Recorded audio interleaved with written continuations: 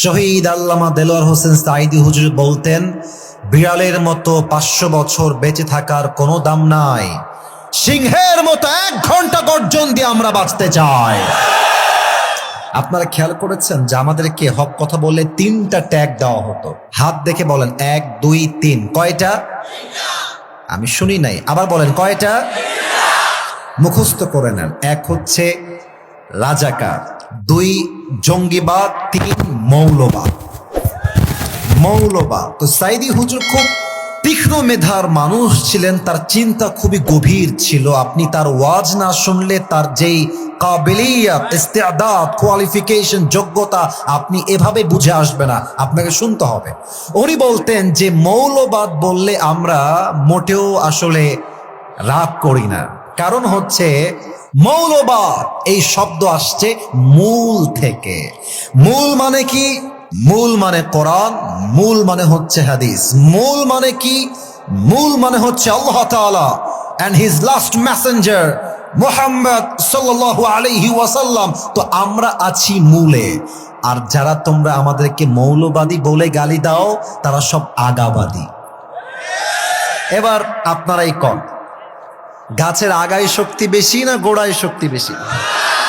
আসতে হলো কেন? আগায় না গোড়ায়? উনি বলতেন তোমরা থাকো গাছের আগায়, বাড়াবাড়ি বেশি কইরো না, জুলুমবাজির রাজনীতি কইরো না, আলেমদেরকে গুম করে হত্যা করো না, না হয় 18 কোটি মানুষ গাছের গোড়ায় একটা ঝাঁকুনি দিবে, মামুর বাড়ি দিল্লি গিয়ে তোমরা পড়বা। দিল্লি গিয়েই পড়েছে। ওনার প্রত্যেকটা কথা আজকে এই বাংলার মাটিতে বাস্তবে রূপ ধারণ করেছে, ঠিক কিনা বলে?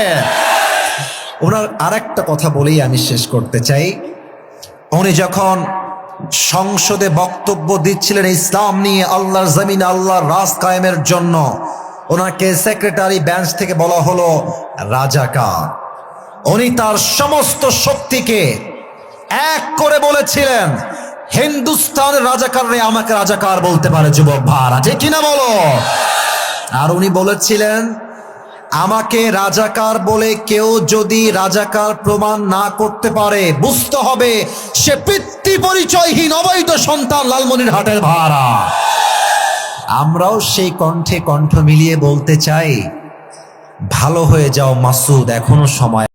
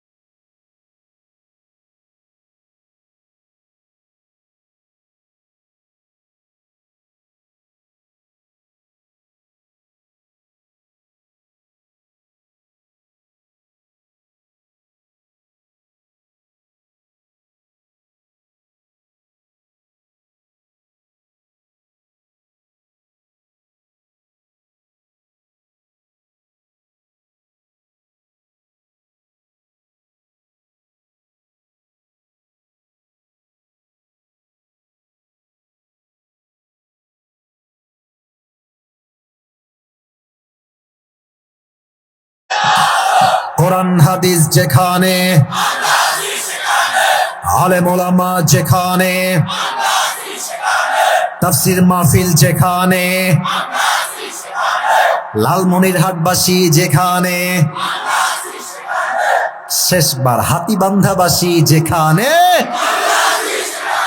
আল্লাহ তাআলা কবুল করেন। সকলেই দিল থেকে জবান খুলে পড়ছি আমিন। আলোচনায় ফিরে যাচ্ছি। সবার পায়ে আমার হাত, কেউ যেন ভুলেও উঠে যাবেন না। দোয়া খুব অল্প সময়ে হবে, কথা হবে কনস্ট্রাকটিভলি সাজানো গোছানো কথা, পয়েন্টের বাহিরে আমি আসিফ যাব না। আমাদের আজ আলোচনার সেন্ট্রাল থিম বা সাবজেক্ট ম্যাটার, মূল আলোচ্য বিষয় হচ্ছে the life of hair after, পরকালের জীবন, আখিরাতের জীবন। আমার প্রিয় হাতীবান্ধার ভাইরা বলেন সবাই আমাকে উত্তর দিয়ে, দুনিয়ার জীবন না পরকালের জীবন? আমি সবাইকে তিনটা প্রশ্ন করতে চাই, which is related with your faith, এটা আপনার ইমানের সঙ্গে সম্পৃক্ততা রাখে। অতএব you have to answer me very loudly, দিল থেকে আওয়াজ করে উত্তর দিবেন। নাম্বার 1 প্রশ্ন, আজকে যে মাহফিলে জীবিত এসেছেন, বাসায় ফেরার সময় যে আবার জীবিত ফিরে যাবেন, কোনো গ্যারান্টি কি আপনাদের কারো কাছে আছে? নাই, তাই না? তাহলে এই জীবন নিয়ে এত বাহাদুরি কিসের, ক্ষমতার দাপট কিসের? যত ক্ষমতা দেখাবা তত তোমার সম্মান নষ্ট হয়ে যাবে, ঠিক কিনা বলো? কুল্লু নাফসিন যায়িকাতুল মাউত, everyone has to take the test of death, প্রতিটা মানুষকে মৃত্যুর স্বাদ গ্রহণ করাবে একজন। আওয়াজ দিয়ে বলেন সবাই, তিনি কে? এবার হচ্ছে 2 নাম্বার প্রশ্ন, আপনার চিন্তা থেকে বলবেন। আপনাকে যে এটার জন্য স্টাডি করতে হবে, হাফেজ হতে হবে, আলেম হতে হবে, ইটস নট লাইক দ্যাট। আপনি যা ভাবেন তাই উত্তর দিলেই আশা করছি উত্তরটা সঠিক হয়ে যাবে। বলেন তো আমার লালমনিরহাটের ভাইরা, দুনিয়ার জীবন কি বেশি উত্তম না আখিরাতের জীবন বেশি উত্তম? এটার দলিল এই কোরআনে আছে না নাই? 30 নম্বর পারা সূরাতুদ দুহার ভেতরে আল্লাহ তাআলা বলছেন, ওয়ালাল আখিরাতু খায়রুল লাকা মিনাল উলা, এই দুনিয়ার জীবনের চাইতে আখিরাতের জীবনকে হাজার হাজার গুণ বেশি উত্তম বানিয়েছে একজন, তিনি কে? The life of hereafter is much more better than this worldly life. এই দুনিয়ার জীবনটা উত্তম জীবন নয়। আল্লাহ তাআলা বলছেন আখিরাতের জীবন দুনিয়ার জীবনের চাইতে হাজার হাজার গুণ বেশি উত্তম। সুবহানাল্লাহ কোথায় সবার মুখে? আচ্ছা, আমার দিকে সবাই একবার তাকান তো, আমার প্রিয় যুবক ভাইয়েরা, মুরব্বী আব্বা জানেরা, আমাকে দেখে আপনাদের, না মাশাআল্লাহর জন্য বলি নাই, আমাকে দেখে আপনার আনুমানিক বয়স কত মনে হয়? 66 কে বললো রে? এই তো 27, 28, 30, 25, 32, অনেকগুলো মতামত। চুপ, একদম চুপ হয়ে গেছে, আমার মূল উদ্দেশ্য অর্জন হয়ে গেছে এরকম মনে হয়। আচ্ছা, এখানে এমন কোন মুরব্বী আব্বা জান কি আছেন? এইদিকে না, ডানে বামে না, সামনে। আমার কোন মুরব্বী আব্বা জান কি আছেন যে মুরব্বীর আব্বার বয়স 50 আপ, 50-এর বেশি? যদি কেউ থাকেন একটু হাতটা তুলবেন। 50-এর বেশি বয়স, 1, 2, 3, 4, 5 অনেকে পাওয়া গেছে, হাত নামান, হাত নামান। আমি মূলত এটা গল্প করার জন্য জিজ্ঞেস করি নাই, একটা আয়াত থেকে রেফারেন্স দিব। That's why I have mentioned this point, এটার জন্যই মূলত উল্লেখ করেছি। আমার প্রিয় ভাইয়েরা বলেন তো এবার বুঝে শুনে, দুনিয়ার জীবন কি বেশি লম্বা না আখিরাতের জীবন বেশি লম্বা? খালি জানেন যে লম্বা, বাট কত লম্বা একটা আয়াত দিয়ে এক্সাম্পল দিচ্ছি, জাস্ট একটা আয়াত উল্লেখ করতে চাই। 30 নম্বর পারা সূরাতুন নাজিআতের সর্বশেষ আয়াত, 30 নম্বর পারা 4 নম্বর পৃষ্ঠা, ঠিক মাঝের দিকে আছে। আল্লাহ তাআলা বলছেন আখিরাতের জীবন কত লম্বা হবে, আল্লাহ একটা আইডিয়া দিচ্ছেন। আল্লাহ তাআলা বলছেন কান্নাহুম ইয়াওমা ইয়ারাউনাহা লাম ইয়ালবাসু ইল্লা আশিয়াতান আও দুহাহা। এই 80 বছরের মুরব্বী আব্বাজান এই 100 বছরের মুরব্বী আব্বাজান যেই দিন কবরের জীবন শুরু করবে, যেই দিন পরকালের জীবনটা শুরু হয়ে যাবে, মুরব্বী আব্বা ডাক দিয়ে বলবে, আল্লাহ, এই আখিরাতের জীবন এত এত বিশাল লম্বা মনে হচ্ছে, আমার কাছে মনে হচ্ছে দুনিয়ার 100 বছরের জীবনটা একটা সকাল কিংবা একটা সন্ধ্যার মতো ছিল। আল্লাহু আকবার। It was just like on morning or on evening. 80 বছরের জীবনটা আমাদের সকলের কাছে দুনিয়াতে জাস্ট একটা সকাল কিংবা একটা সন্ধ্যার মতো মনে হবে। আল্লাহু আকবার। এবার সবাই 2 চোখ বন্ধ করবেন জাস্ট 5 সেকেন্ডের জন্য। আমিও বন্ধ করব, তবে বন্ধ যে কেন করবেন একটু বুঝাই বলে দেই, তাহলে আপনারা বন্ধ করতে আরো বেশি আগ্রহী হবেন। আমি আমার পুরো ওয়াজের একটা ছোট্ট ভূমিকা দিচ্ছি। ওয়াজটা হবে কেমন, একটা ভূমিকা বলছি, জাস্ট চোখে চোখ রাখেন, কথাগুলো কান দিয়ে নয় দিল দিয়ে শুনেন। নাম্বার 1, পরকালের জীবন যে শুরু হবে, এটা শুরু হবে কেমনে? মৃত্যু আমরা ফেস করব কেমনে? নামাজির মরণ হবে কেমন? বেনামাজির মরণ হবে কেমন? কবরের জীবনটা শুরু হবে কেমনে? আমরা যে আবার জীবিত হব কেমন করে? কিয়ামত যেদিন কায়েম হবে, হিসাব হবে কেমনে? আমরা যে জান্নাতে যাব কেমনে? আমরা যে কেউ জাহান্নামে যাব কেন, কোন কারণে? এই কথাগুলোকে ইন ডিটেইলস বলতে চাই। সকলেই চোখটাকে 5 সেকেন্ডের জন্য বন্ধ করেন। আমি আসিফ নিজেও বন্ধ করছি, বেঈমানি করবেন না, আবদারটা রাখেন, আপনার কাজে দিবে। চোখ বন্ধ করে জাস্ট নিজেকে এখানে স্থির করবেন, আর মাটির নিচে যে কবরে আপনি কালকে শুতে যাচ্ছেন একটু ভাববেন। চোখ বন্ধ, প্লিজ ক্লোজ ইউর আইস। চোখ বন্ধ, আমি 5 গুনছি। 1, 2, 3, 4, 5। কলিজার টুকরা মুরব্বী আব্বাজান, যুবক ভাইরা চোখ খোলেন, আমাকে দেখেন। আমরা এখন যেখানে বসে আছি, যে মাঠটা, বিশ্ব রোড কিন্তু খুবই কাছে এখান থেকে। আমি নিজে বিশ্ব রোড দিয়ে নেমে আসলাম। আচ্ছা, আপনাদের যে বিশ্ব রোড এখানে আছে এই পাশে, বলেন তো বিশ্ব রোডে যে গাড়িগুলো চলে, হাইওয়ে রোড, বাইপাস রোড, বিশ্ব রোড, হানিফ যায়, দেশ ট্রাভেলস যায়, ন্যাশনাল যায়, গ্রামীণ যায়, গ্রিন লাইন যায়, শ্যামলী যায়, এনাবাস যায়, এই যে বাসগুলো বিশ্ব রোড দিয়ে চলে, বলেন তো সবাই আস্তে যায় না জোরে যায়? কত জোরে আপনি জানেন? যদি একটা কুকুর, তোমার সাউন্ডটা ঘ্যান ঘ্যান করছে, কলিজার ভাই এটাকে ঠিক করে দাও। যদি কোনো একটা কুকুর চলন্ত বাসের সামনে চলে আসে, মুহূর্তেই দেখবেন বাসের চাপায় কুকুরটা পিষে লাশ হয়ে যায়।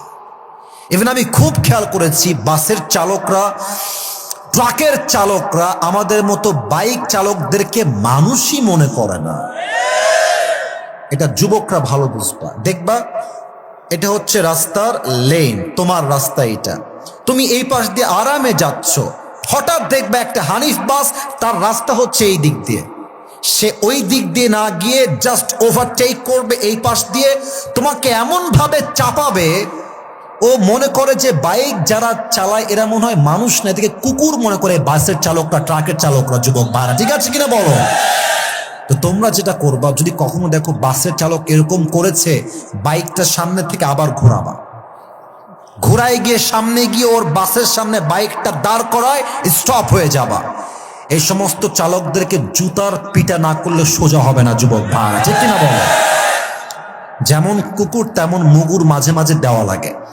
তো আমি যেটা বলতে চাই, কালকে সকালে কেউ যাবে স্কুলে, কেউ যাবে কলেজে, কেউ যাবে তার প্রতিষ্ঠানে, ব্যবসায়, কেউ যাবে তার চাকরিতে।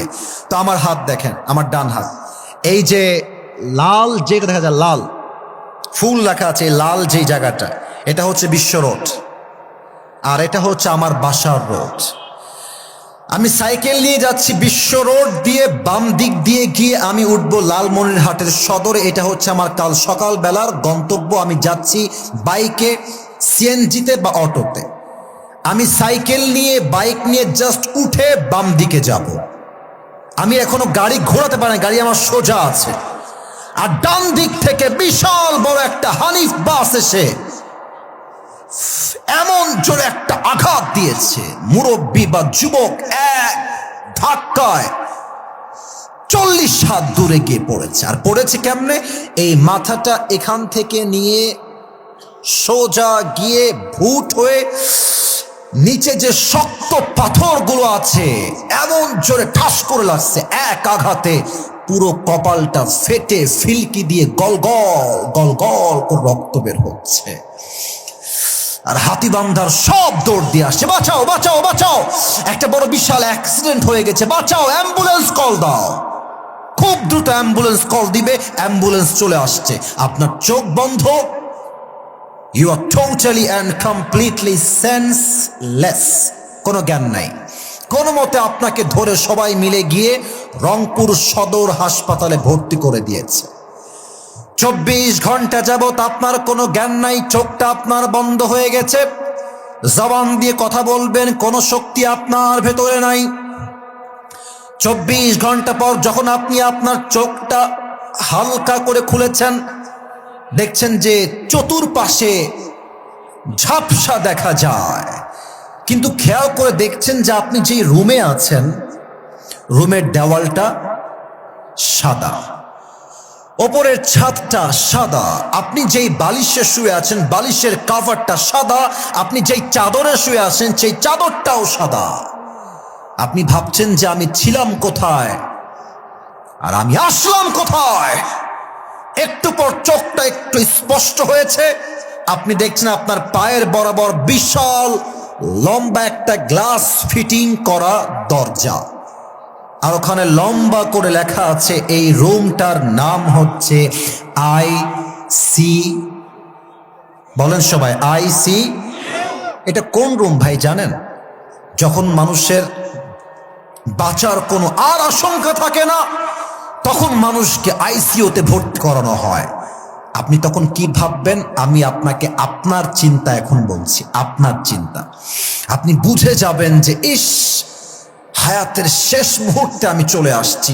প্রত্যেকটা মুরব্বী সেই দিন আইসিইউর বেডে বসে বসে ভাববে, ইস আমি সুদ কেন খেলাম, আমি ঘুষ কেন খেলাম, আমি আমার সন্তানকে দিনদার কোরআনের হাফেজ আলেম নামাজি যুবক কেন বানাইতে পারলাম না, আমার মেয়েকে পর্দাশীল আমি কেন বানাইতে পারলাম না। মুরব্বী ভাববে আর দুই চোখ দিয়ে অঝরে পানি ঝরতে থাকবে। প্রত্যেক যুবক সেই দিন ভাববে, ইস আল্লাহ আমি আমার দাড়িটা ক্লিন শেভ কেন করলাম, আমি আজীবন পর্নোগ্রাফি কেন দেখলাম, আমি হারাম গান শুনে শুনে আমার যৌবনটা নষ্ট কেন করলাম। প্রত্যেকটা মেয়ে ভাববে, ইস আমি আমার যৌবন কালে পর্দা কেন করলাম না। কথা ঠিক আছে কিনা বলেন সবাই? আমার প্রিয় ভাইয়ারা, আজকালকার মেয়েদের পর্দা আসলে পর্দা নয়, এটা হচ্ছে নামের পর্দা, কাজের পর্দা নয়। যুবক ভাইয়ারা, অনেক মেয়ে দেখবা যে যুব্বল, তোমার কি মনে হয় চোখ আমার ডান দিকে আছে? সাহস করো না, সাহস দেখাও না ভাই। ভালোবাসার জায়গায় ভালোবাসা, আদবের জায়গায় আদব। যেহেতু এসেছো শেষ না করে একজনও উঠতে পারবেন না। কলিজার দাবি, ভালোবাসার দাবি। দেখবেন রংপুরে গেলে কিছু মেয়ে আছে হাতেও মোজা পায়েও মোজা, মুখটাও ঢাকা, দেখলেই মনে হবে ইয়ার ইয়ে তো अभी कभी जन्नत से भाग के दुनिया में आई है यार। কিন্তু যখন আমি দেখি বোরকা পরে মেয়েটা প্রেম করে বেড়াচ্ছে, আমার মাথায় একটা কথাই আসে, এর উপরে ফিটফাট ভেতরে পুরোটাই সদরঘাট লালমনিরহাটের ভাড়া। মৃত্যুর সময় যখন হয়ে যাবে আপনি দেখবেন যে জানালার থেকে একজন যুবক আকাশ থেকে নেমে আসছে। এবার বুঝে থাকলে উত্তর দেন, বুঝলে বলবেন, না হয় চুপ থাকেন। যে আকাশ থেকে নেমে আসে এটা কি মানুষ হয় না ফেরেশতা হয়? এখানে এসে আমাদের মাঝে দুইটা ভাগ হয়ে যাবে। এক হচ্ছে নামাজি বান্দা, আর এক হচ্ছে বেনামাজি বান্দা। নামাজি বান্দার মরণ হবে একরকম, বেনামাজি বান্দার মৃত্যু হবে আর এক রকম। আমি প্রত্যেকটা বিষয়কে হাদিস ভিত্তিক রেফারেন্স সহ কোট করার ট্রাই করছি। নামাজি বান্দার সামনে যখন মালাকুল মউত আসবে, তার দেহের রং হবে ফর্সা, গায়ের রং হবে, জামার রংটা হবে সাদা, দেখতে হবে ভেরি ইয়াং হ্যান্ডসাম যুবক, তার মুখে থাকবে চাপ দাড়ি, মালাকুল মউতকে দেখার সাথে সাথে নামাজি বান্দার চেহারায় একটা মুচকি হাসি বের হয়ে যাবে। সুবহানাল্লাহ পড়বেন না আপনারা? মালাকুল মউত বলবে, ইয়া আইয়াতুহান নাফসুল মুতমাইন্না উখরুজি ইলা মাগফিরাতিল্লাহি ওয়া রিজওয়ানি। এই নামাজি বান্দা, আসো, বের হয়ে আসো, আল্লাহর জান্নাত তোমার অপেক্ষায় আছে। সুবহানাল্লাহ পড়েন সবাই। আচ্ছা, একটা টিস্যু নেই বোঝাবার স্বার্থে। আমার হাতিবান্ধার ভাইয়ারা, এটা আমার হাতে কি? এত আস্তে কেন, ভয় পান কেন? কি এটা? একটু দেখে বলেন তো, এটা কি গোল না চার কোণা? হ্যাঁ, বুঝেছি, উত্তর ঠিক আছে, গোল না চার কোণা? কাফাম মিন আকফানিল জান্নাহ ওয়া হানুত মিন হানুতিল জান্নাহ। নামাজি বান্দার রুহটা আল্লাহর কাছে এত দামি যে তার রুহটাকে কবজ করার জন্য আল্লাহ তাআলা জান্নাত থেকে একটা লাল রেশমি রুমালের কাপড় জান্নাত থেকে দুনিয়ায় পাঠিয়ে দিবে। আল্লাহু আকবার। তার রুহটা কবজ হয়ে যাবে। বাট বেনামাজির রুহটা এত সহজে কবজ হবে না। এখানে রাগ করবেন না আমার কথায়। আপনারা সবাই মিজানুর রহমান আজহারী হুজুরের নাম তো শুনেছেন নাকি?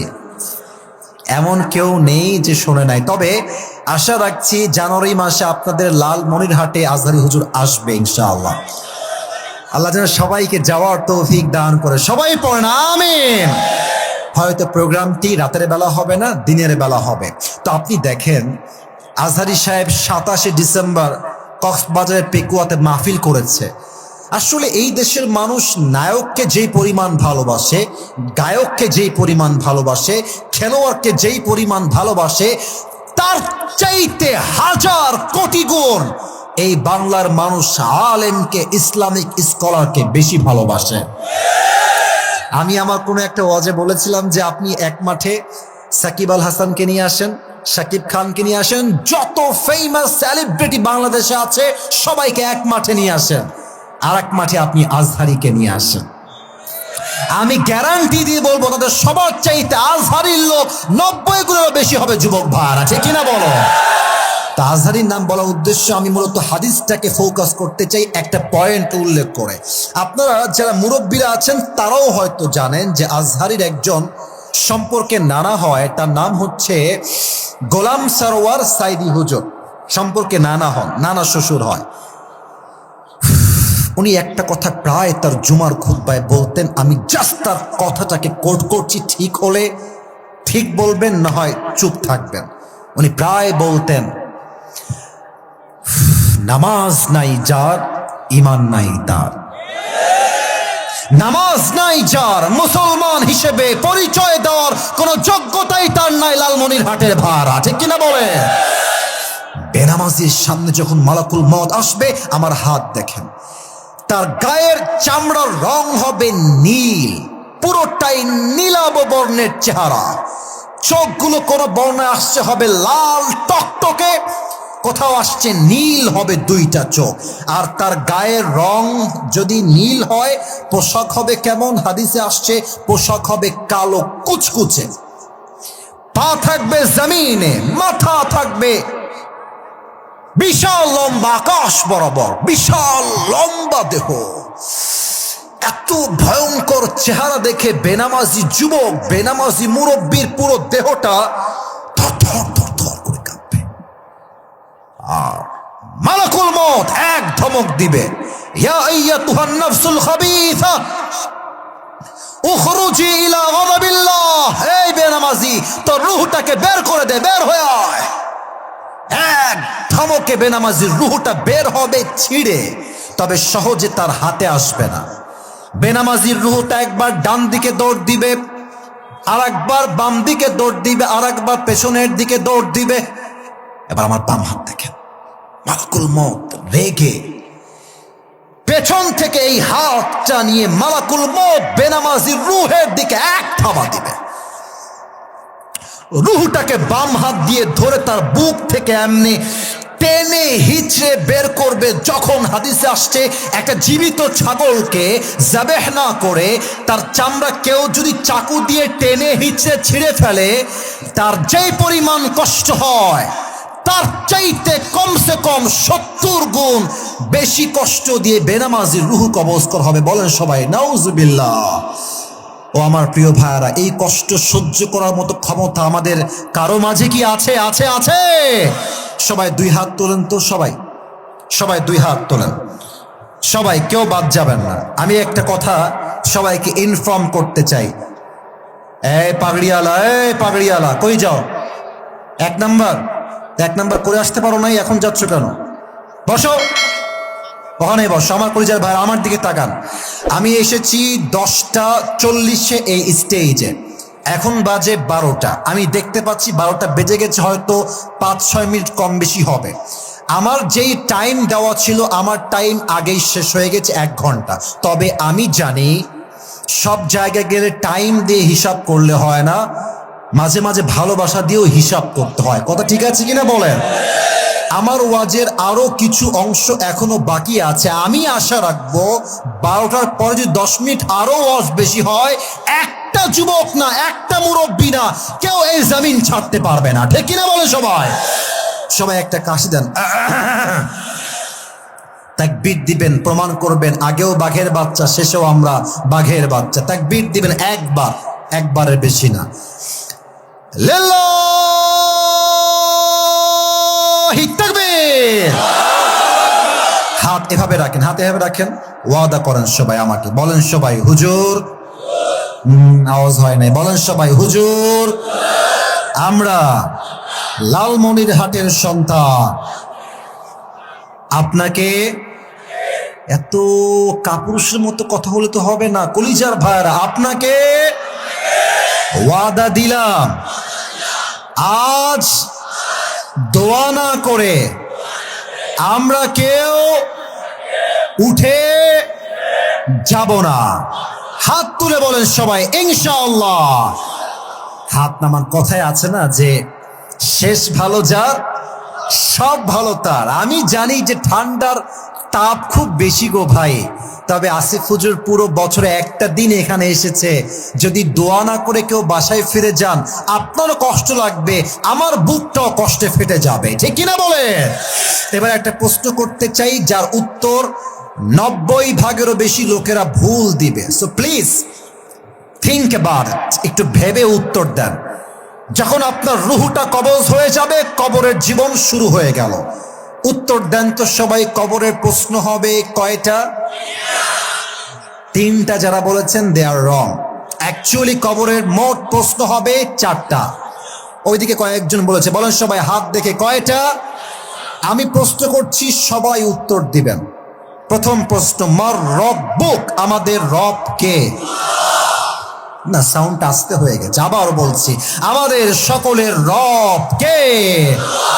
আল্লাহ আমার রব, এই রবই আমার সব। বলেন না, আল্লাহ আমার রব, দমে দমে তনু মনে তারি অনুভব। সুবহানাল্লাহ পড়ো সবাই।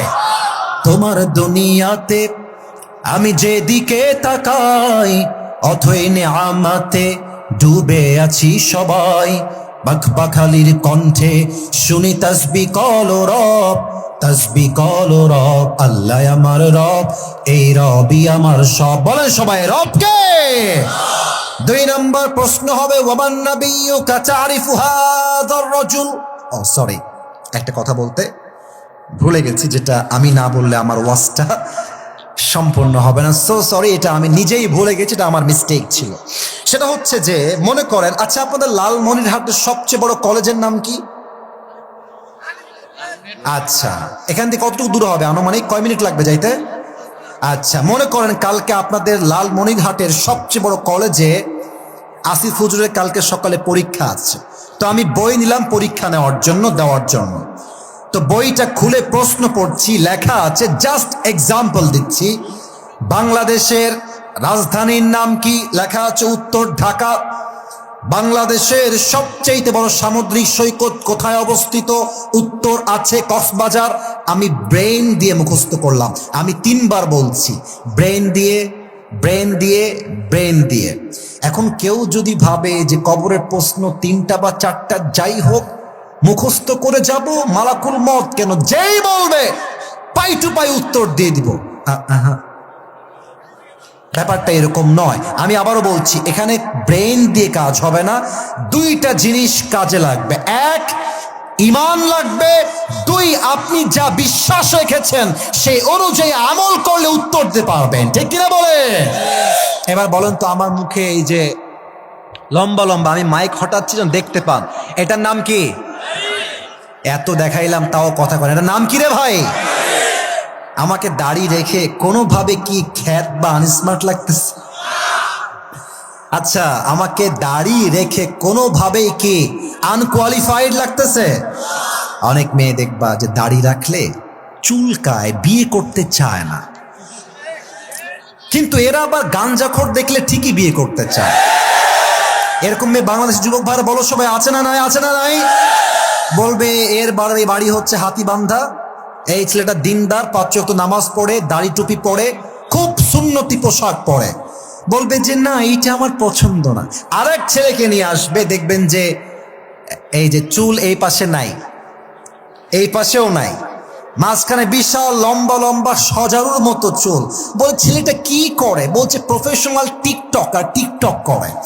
দেখবেন যে কিছু মেয়ের রুচি এত খারাপ, বলবে টিকটক আর গাঞ্জা খড়ি আমার লাগবে। যুবক ভাই, আল্লাহ এই সমস্ত মেয়েদেরকে হেদায়েত দান করেন সবাই, আমিন। তো কেউ যদি আপনাকে বলে দাড়ির জন্য তোমাকে বিয়ে করতে চাই না, আপনি স্পষ্ট ভাষায় বলবেন, যেই মেয়ে আমাকে দাড়ির জন্য বিয়ে করতে চায় না সেই মেয়ে আমার বউ হওয়ার যোগ্যতা রাখে না, আর যেই মেয়ে আমাকে দাড়ির জন্য বিয়ে করবে সেই তো আমার বউ হওয়ার যোগ্যতা রাখে, ঠিক কিনা বলে? বলেন তো সবাই, আমার নবীর মুখে লম্বা লম্বা চাপ দাড়ি ছিল কি ছিল না? আমার নবীর মতো সুন্দর এই তল্লাটে দ্বিতীয় আর কেউ কি হতে পারে?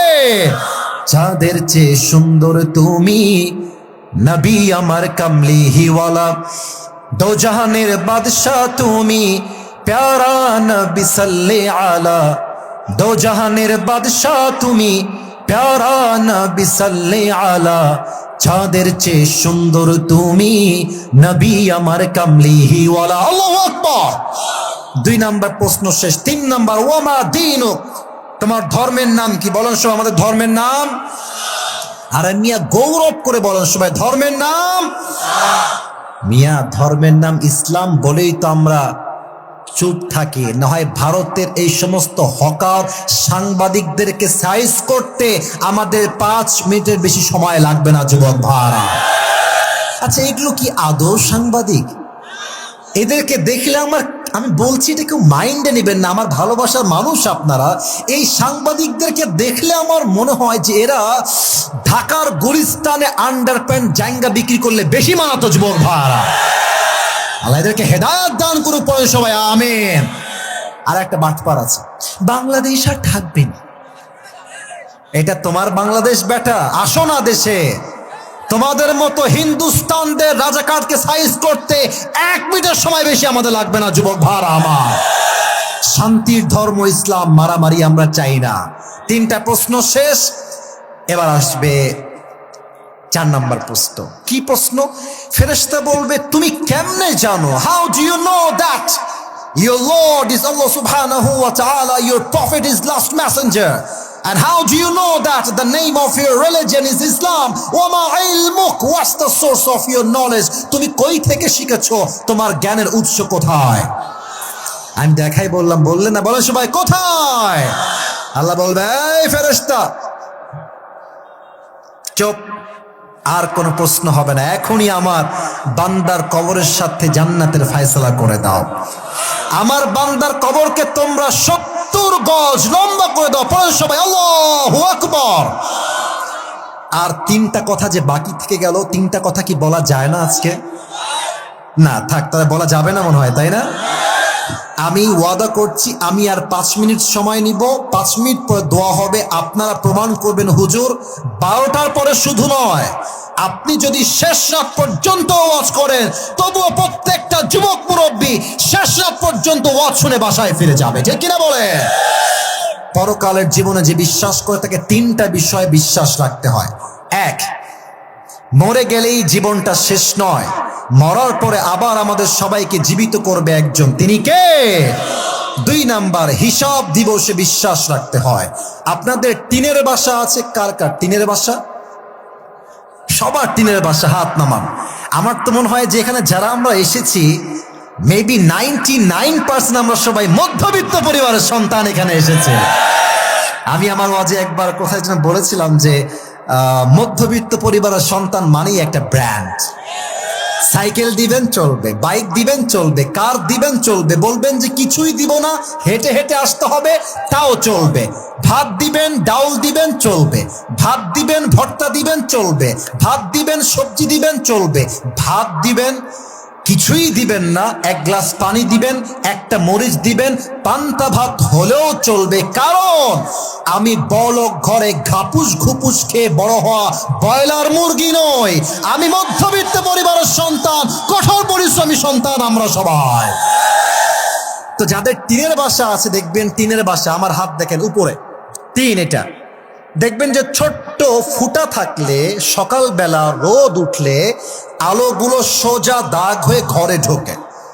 আর দেখবেন ওই আলোর ভেতরে ছোট্ট ছোট্ট ধূলিকণা দেখা যায়। যদি আপনি ভাবেন থাক থাক থাক থাক থাক থাক, যদি দেখেন ধুলা আছে আপনি ধরবেন, আমার বাম হাত দেখেন, যাক একজন গেলে সমস্যা নাই, ধুলা আপনি ধরবেন, এমনে খুলবেন, দেখবেন ধুলাগুলো আপনার হাতে আর দেখা যায় না, ছোট্ট ছোট্ট ধূলিকণা। ফামান ইয়ামাল মিসকালা যাররাতিন খায়রান ইয়ারাহ ওয়া মান ইয়ামাল মিসকালা যাররাতিন শাররান ইয়ারাহ। শস্যের দানা পরিমাণ ভালো আমল করলে এটাও ওজন হবে, শস্যের দানা পরিমাণ আমল যদি কেউ খারাপ করে এটাও ওজন দিবে একজন, তিনি কে? হিসাব হবে কেমনে আমি বোঝাচ্ছি, আমার সময় আর নাই আমি জানি, জাস্ট গিভ মি 5 মিনিটস। এটা ডান আমল, এটা বাম আমল। আল্লাহ বলবে এই দুইটা আমল ওজন দাও, দুইটা আমল ওজন দেওয়া হবে, ডান এবং বাম। একটু ডান আমলটা জাস্ট সামান্য একটু বেড়ে গেছে 1%, আল্লাহ বলবে ফাহুয়া ফি ঈশাতির রাদিয়া, আমার বান্দাকে 1% আমল বেশি হওয়ার জন্য জান্নাত দিয়ে দাও। তবে আরেকজন বান্দা দাঁড়াবে যার আমল নামা এটাও 50 এটাও 50। এবার বলেন তো আর কয়টা আমল হলে জান্নাত পাবে? এটা আমার শেষ হাদিস, বলেন সবাই কয়টা? একটা।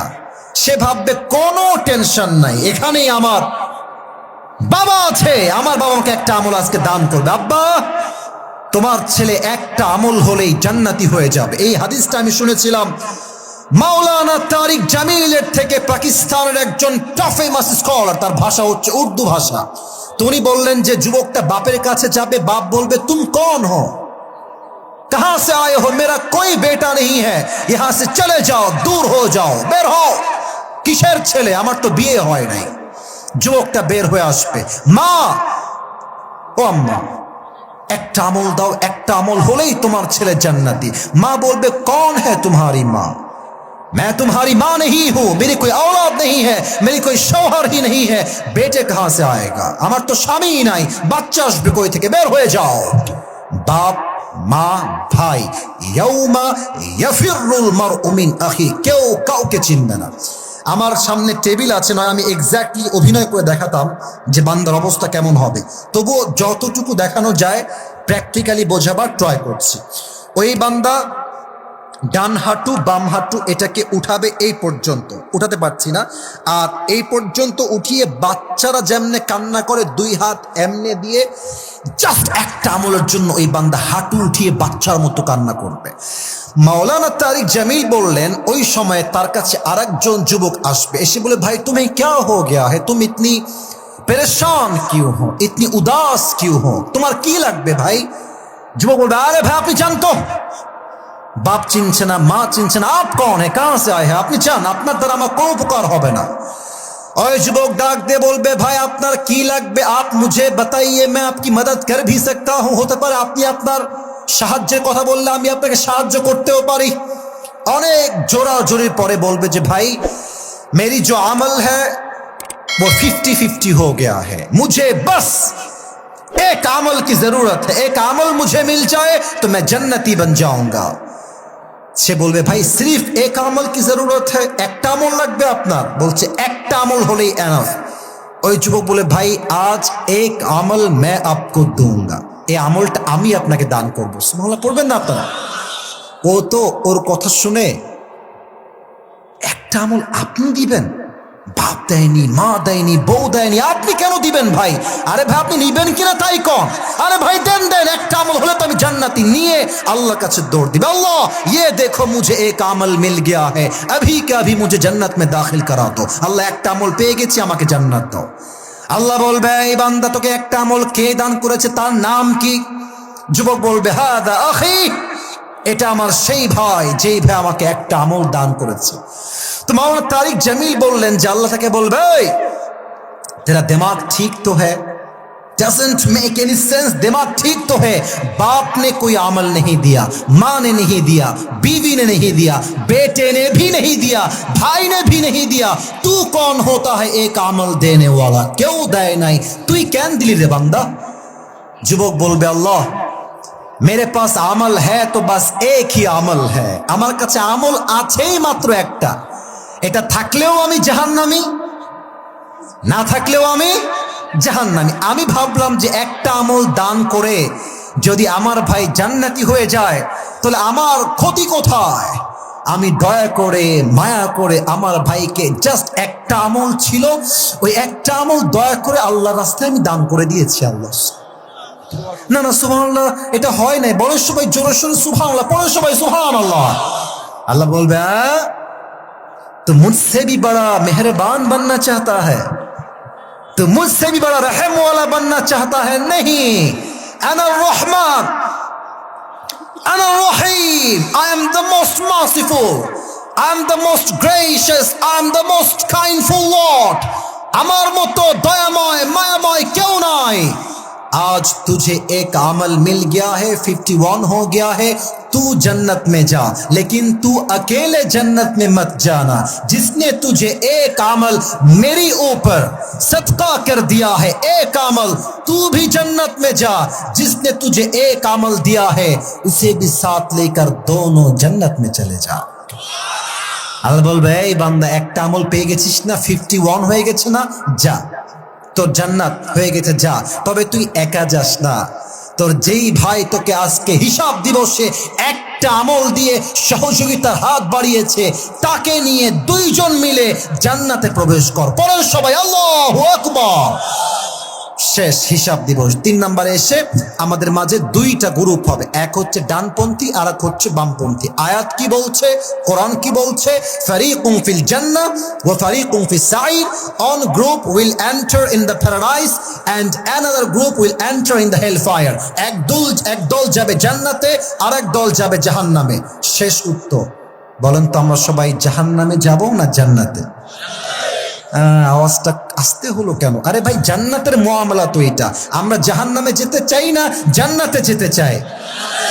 এবার বলেন সবাই, আমরা কি বামপন্থী হতে চাই না ডানপন্থী হতে চাই? ও আল্লাহ, পরকালের দিবসের এই 3 নম্বর চ্যাপ্টারে এসে আমাদের সবাইকে তুমি জান্নাতি হওয়ার তৌফিক দান করো। পড়েন সবাই আমিন। সবাই 2 হাত তুলে নেবে সবাই। আর শেষ সময় আর ওয়াজ হবে না। আমি একটা ওয়াদা করাতে চাই, আমার সাথে নয়, আমার আল্লাহর সাথে। এই লাল, এই লাল, এই লাল, আচ্ছা এদিকে এদিকে, যে যাচ্ছে যাক, অনেক শীত তো, আমরা দোয়া করেই যাব। আর এখন যারা বসে আছে এরা ওঠার বান্দা না, এটা আমি আসিফ হুজুরের জন্য আসে নাই, এরা একমাত্র আল্লাহর জন্য আসছে যুবক ভাড়া, ঠিক কিনা বলো? বলেন সবাই ডাক দিয়ে আল্লাহকে, বলেন সবাই দিল থেকে আল্লাহ, দিল থেকে অনুভব করে দয়া দিয়ে মায়া দিয়ে বলেন সবাই দিল থেকে আল্লাহ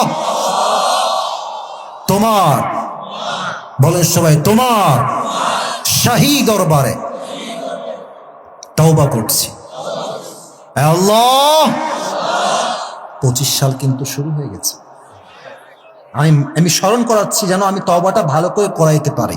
বলেন সবাই নতুন বছরে আমি তোমার কাছে তওবা করলাম। ও আল্লাহ, তুমি আমার অতীতের, বলেন না অতীতের সব গুনাহ মাফ করে দাও। নতুন বছরে আমি ওয়াদা করলাম আমি এক ওয়াক্ত নামাজ, বলেন সবাই নামাজ, বলেন সবাই নামাজ, আর কখনো ছাড়বো না। এই যে হাত তুলে বলেন সবাই ছাড়বো না। আর একবার বলেন সবাই ছাড়বো না। বলেন সবাই ইনশাআল্লাহ। আল্লাহ সবার তাওবা কবুল করো। সবাইকে তুমি 5 ওয়াক্ত নামাজি বান্দা হিসেবে, মুরব্বীকে, যুবককে, মাকে, বোনকে 5 ওয়াক্ত নামাজি বান্দা বান্দি হিসেবে কবুল করো। পড়েন সবাই আমিন। 2024 সালে ওয়াজ করতে উঠেছিলাম, 2025 সালে ওয়াজ শেষ করলাম। এর চেয়ে লম্বা সময় দেওয়া আমার দ্বারা আর সম্ভব নয়। আমি অধমের কথা অনুযায়ী আল্লাহ সবাইকে আমল করার তৌফিক দান করুন। পড়েন সবাই আমিন।